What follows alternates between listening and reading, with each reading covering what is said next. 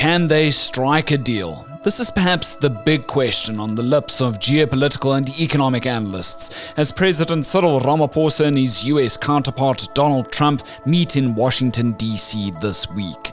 Some South African products enjoy duty-free access to the US market. That's until the Trump administration implemented an unprecedented tariff regime.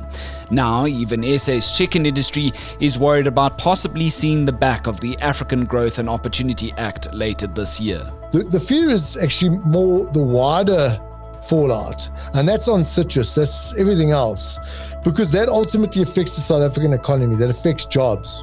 And of course, if less jobs and people have less money, you're not going to have money for poultry and for other South African products. This discussion on AGOA's future with journalist Nick Wilson next. Later in the show, there are more South Africans seeking asylum abroad than you think. And finally, a rising Varsity Cup rugby star gets the attention of coach Rassie Erasmus. To stay tuned to The Lead for every edition, hit the follow and subscribe buttons on our Spotify, Apple, and YouTube podcast channels. My name's Graham Robenheimer. Let's chat all this and more right here on The Lead on News 24.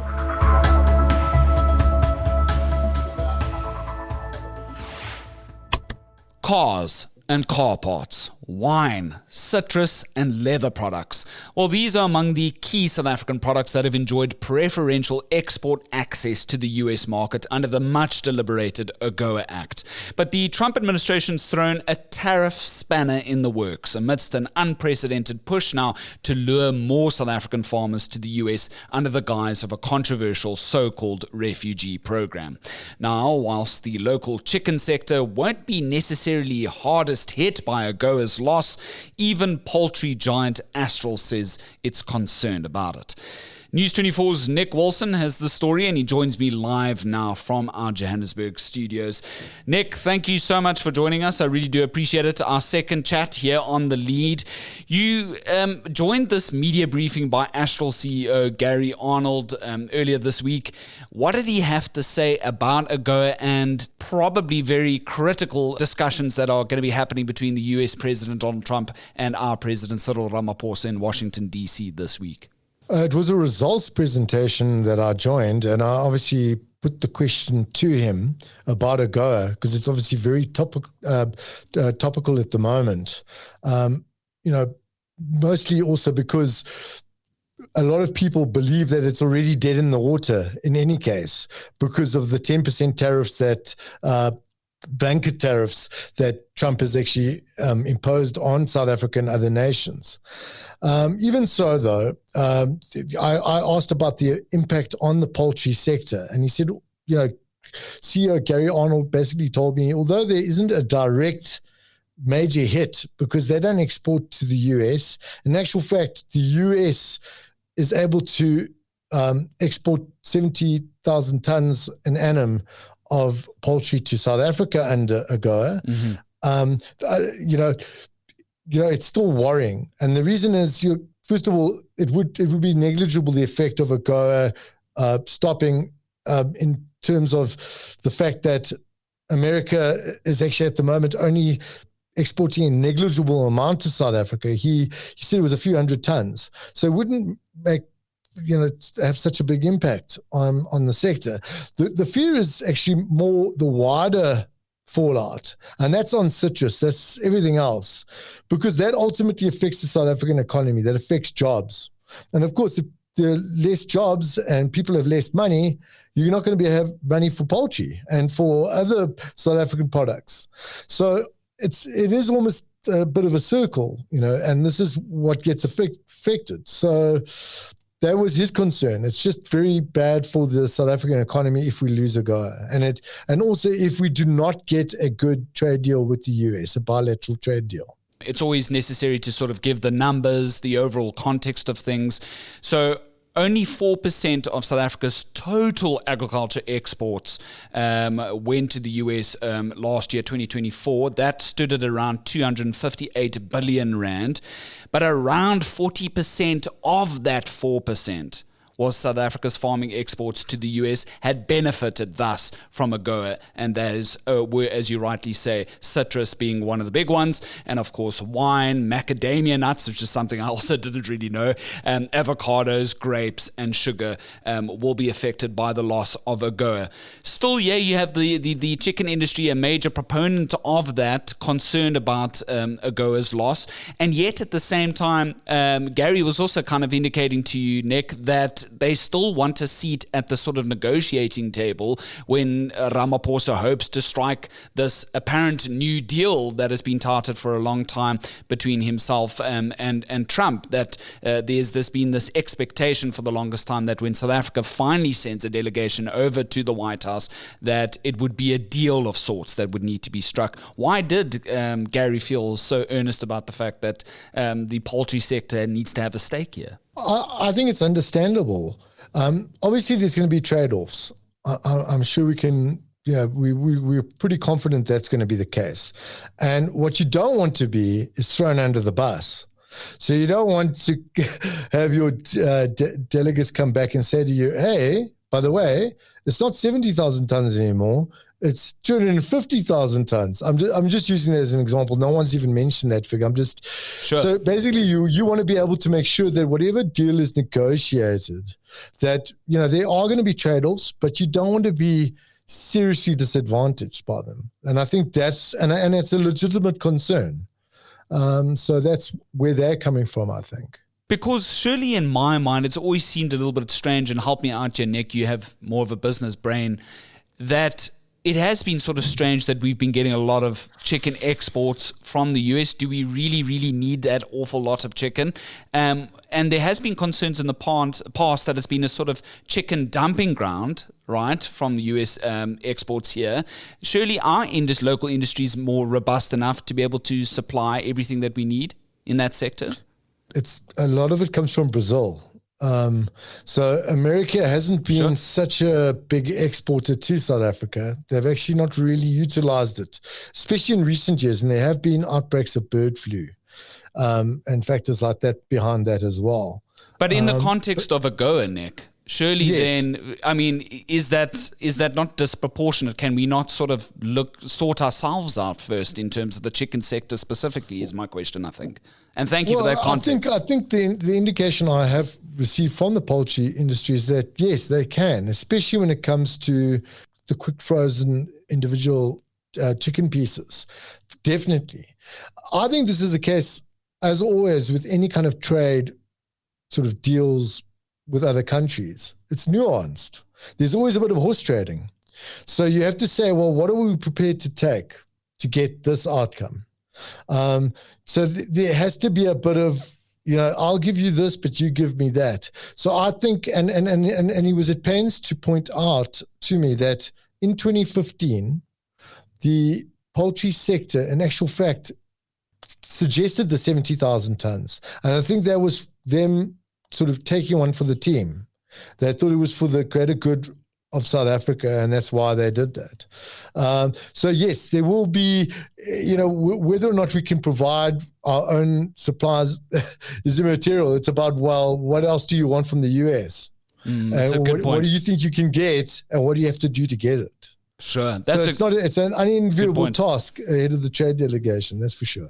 How was the rest of the Nampo Harvest Festival, Nick? You did an absolutely sterling job sort of covering all angles. Of course, we didn't foresee that one of the biggest early angles early on would have been thus the president stopping by in, if you will, the capacity of a livestock farmer. But, he was also wearing his presidential hat and using some rather strong language, of course, that big, bold headline of him calling the South Africans that had left for the US, quote unquote, cowards.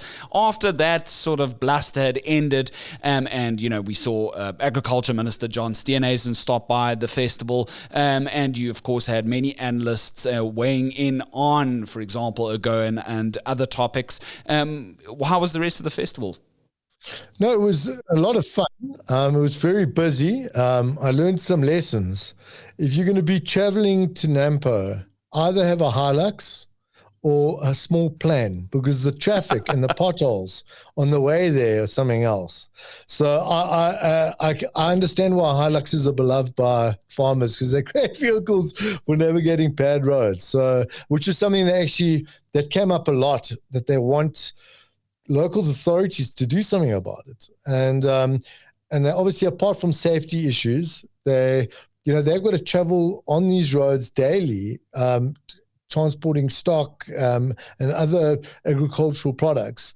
The amount that they must spend on maintenance of vehicles and fixing tires. I don't even want to imagine. It must be a lot of money, because I actually drove on those roads, and it made an impression on me. We heard, of course, in our previous discussion on the lead, Nick, that you had alluded to some of the hot button issues that JP Landman, a top political and economic analyst, was touching on.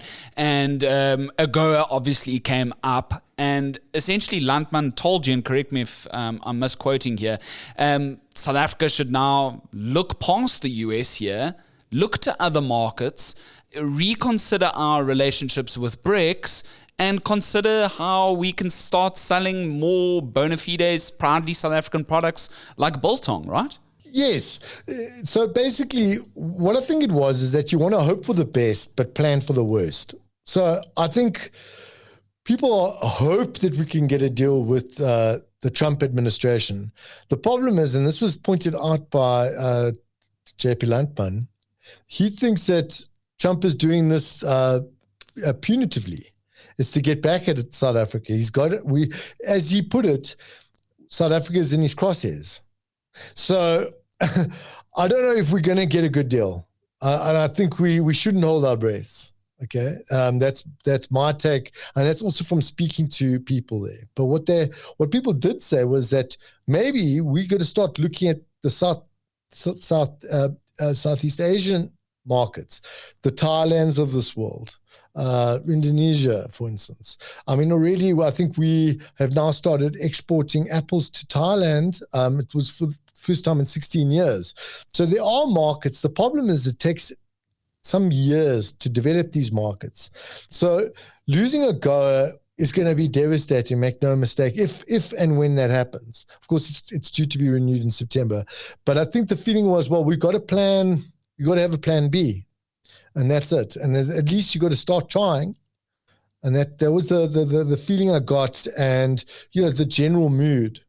And of course, you had also indicated in our previous chat, farmers feel like they want to stay. They're going to stay for better or for worse, because farmers in this country have always been incredibly resilient.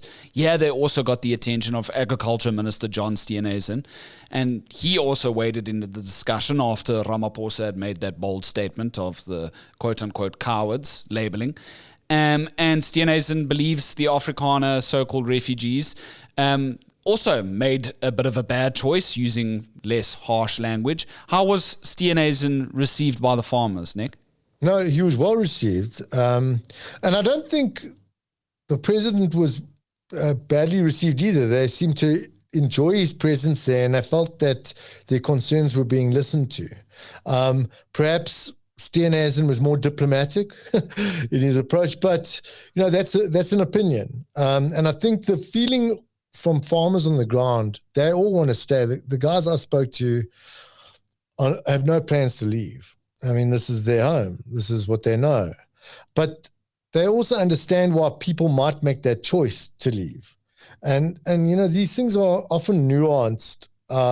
You can't speak for why someone might make that decision, or even personally say it's a bad decision. It might be what they think is best for their kids. Sure. Who knows? And you obviously have freedom of movement, but I do think that what they've been trying to do is to try and dispel some of the myths circulating, that not one farm has been expropriated. So the feeling was, whoever's whispering in the U.S. president's ear, there's got to be a counter. There's got to be a counter to that, and that's what I think the delegation to the states has to do now. I totally agree with you. And I think one of the big sort of hanging concerns, though, has been using the term refugees, right? Which has sort of muddied the waters and having a program for a specific group of people when comparing that to other scenarios, even in Africa, which is a great example, where there would be much more deserving people that would benefit from a process like that. And it's very sort of politically hot, right? There's a lot of filters going on there.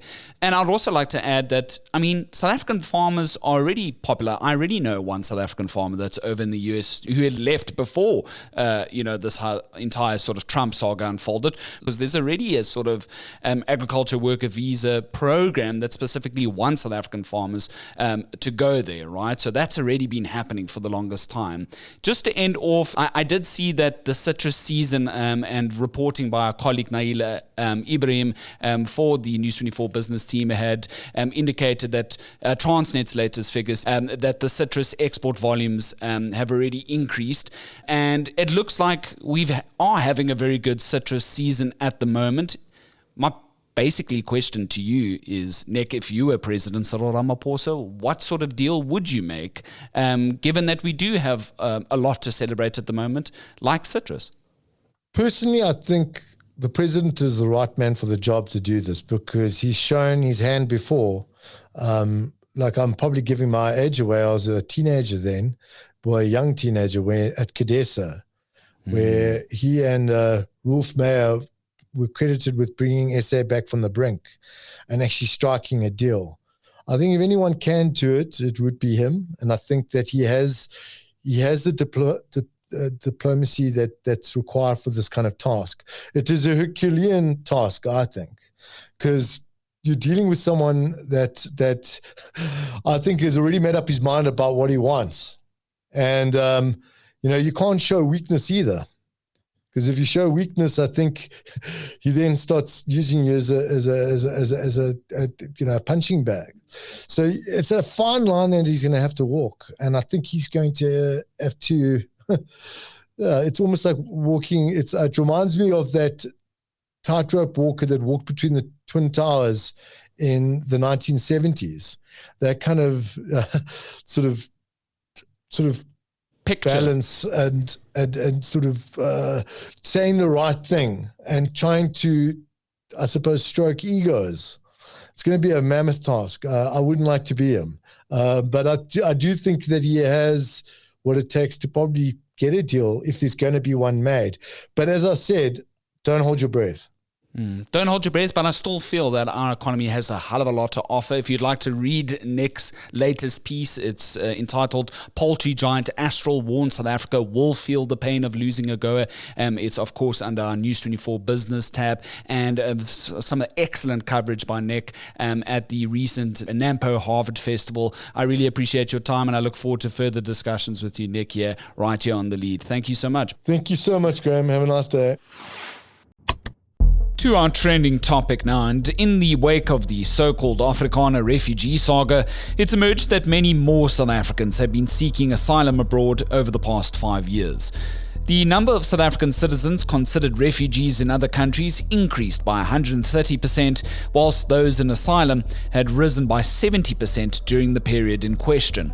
Now, to put it plainly, an asylum seeker usually flees their home country in fear of some form of persecution. That's in the hope of being processed by the country of refuge as thus an official refugee there. Now, News 24's Mohammed Hussein found that the US, Ireland, Australia and Canada, in this particular order, are the top countries of choice for South African asylum seekers. In total, 4,800 South Africans are currently seeking asylum overseas, raising questions about the state of our political and economic landscape in post-apartheid South Africa. Migrancy experts warn we should be more concerned with the government's perceived lack of investment and support for those who'd like to leave. Stats, meanwhile, show that the number of returning migrants, that's those of us who chose to make our homes elsewhere, was slightly fewer in 2022 than compared to the year 2011. And most of these migrants per year are usually white.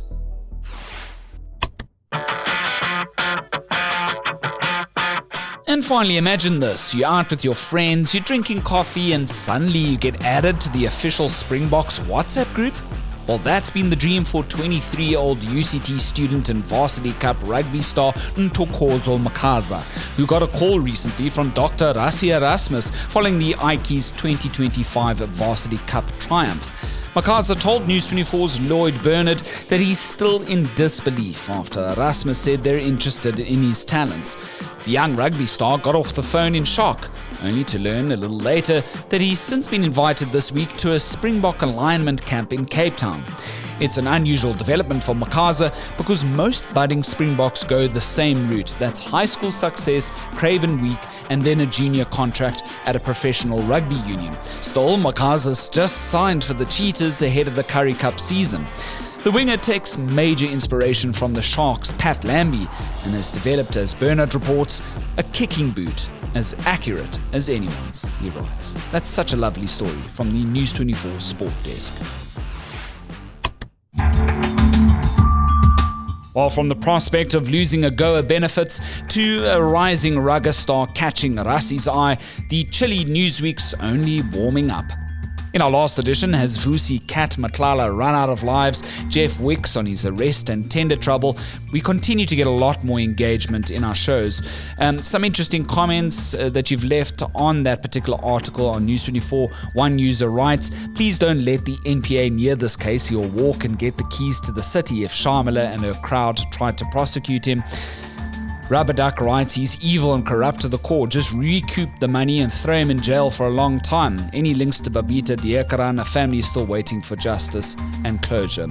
Patriot writes, "So have law enforcement recovered any money yet? And are all his accomplices been locked up? That will be newsworthy." And then a couple of more of your comments there. We really appreciate it. Thank you so much for the engagement. Of course, if you'd like to mail us formally, send us your voice notes, anything else on top of your mind, the email address to do so is thelead@24.com. That's to be heard in our next edition.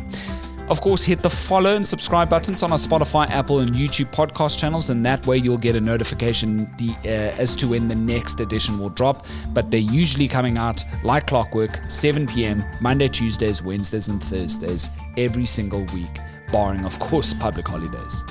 Well, that's our show. I hope you enjoyed it. As usual, my name's Graham Robenheimer, and so long as there's news, we'll have the lead.